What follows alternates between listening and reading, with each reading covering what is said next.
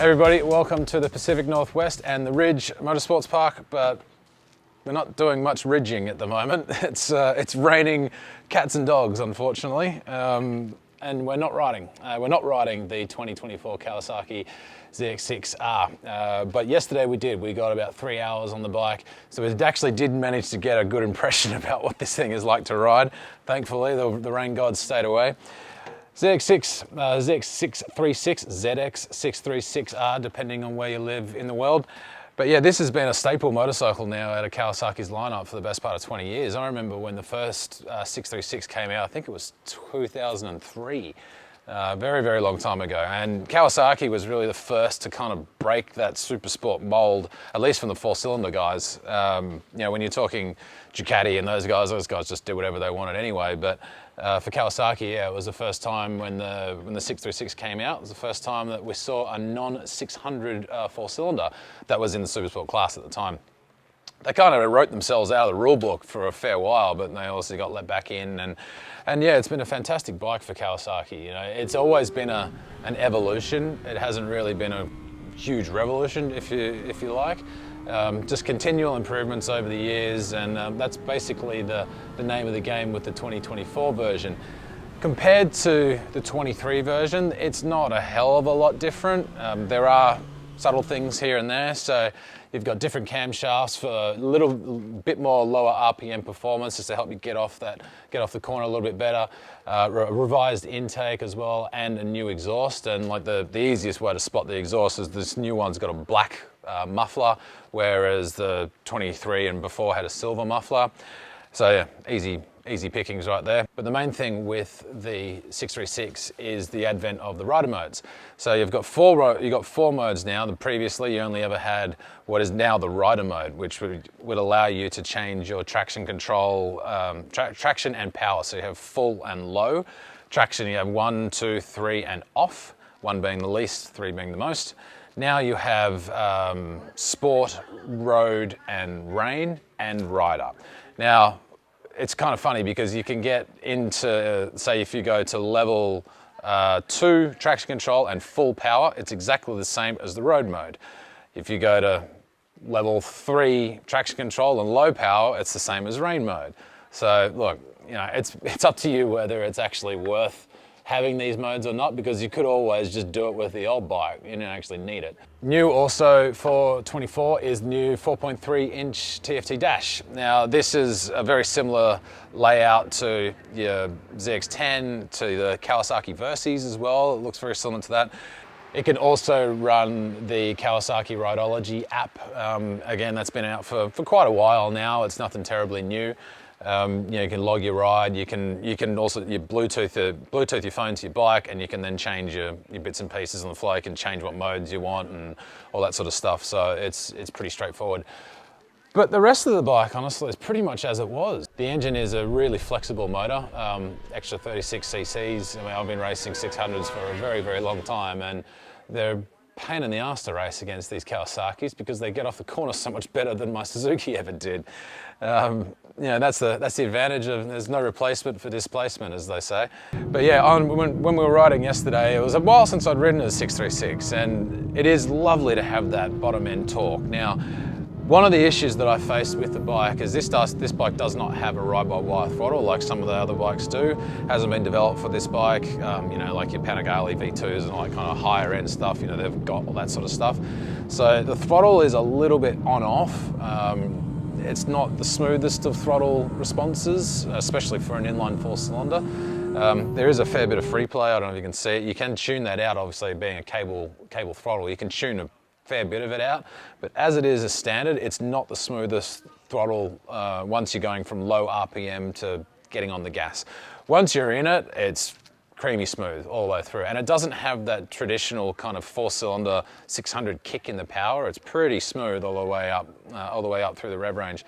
It's also really deceptively quiet. Like, I kind of forgot how quiet these things are in stock. And you look down, you're like, oh crap, I'm nearly hitting the rev limiter, because you just can't hear the thing.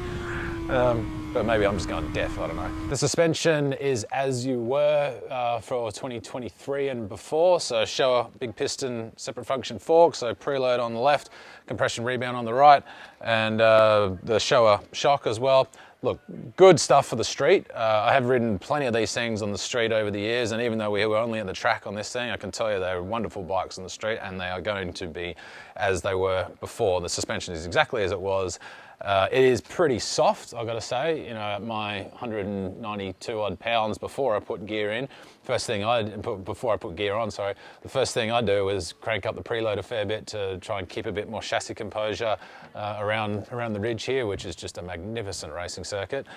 But it's a very easy bike to ride. You know, it's not intimidating like a 1000cc motorcycle is. It's quite a friendly bike to ride. It kind of eggs you on, makes you go a little bit harder into corners. You know, it's a really good thing.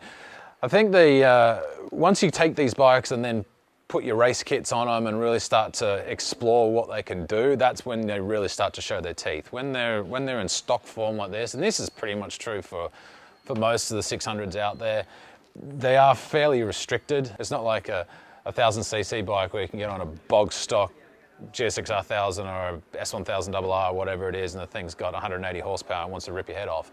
These things are much more approachable. They're enjoyable things to ride. Now, ripping around the ridge here, the ridge is, if you've never seen the ridge, go and watch one of the Moto America rounds here. It's just the best circuit. It's one of my favorite in the country.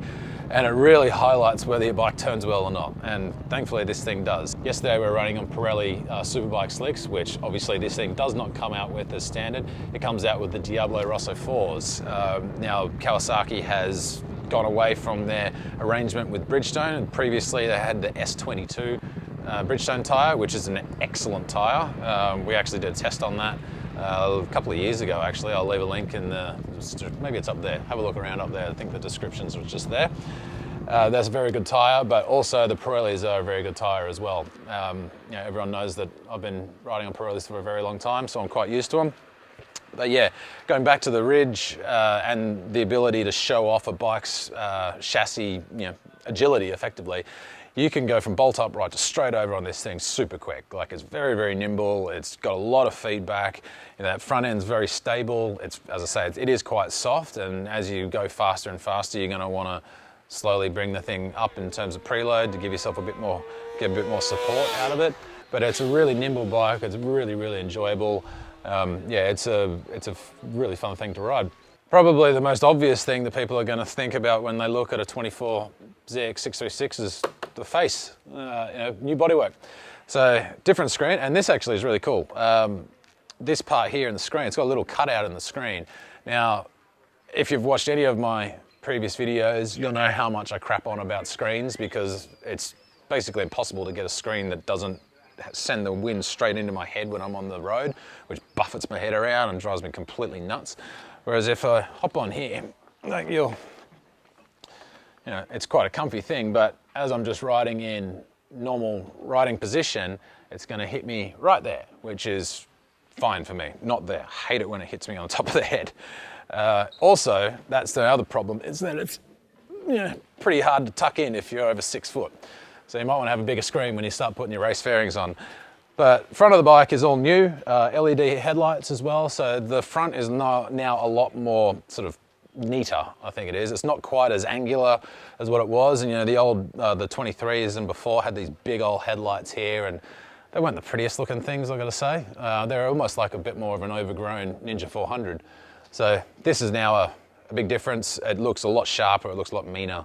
Yeah, I'm a big fan of the look of that, and plus, like, those LED lights make it easier for you to be able to see, for other cars, I should say, to be able to see you as you're coming along. So win-win for everybody. Even though, it was only a couple of hours that we got to ride in this thing, we still managed to spin probably 30 or 40 laps. And look, the 636 is a brilliant bike. I would be lying to you if I said it was heavily revised and changed. It's not, it's just little increments here and there.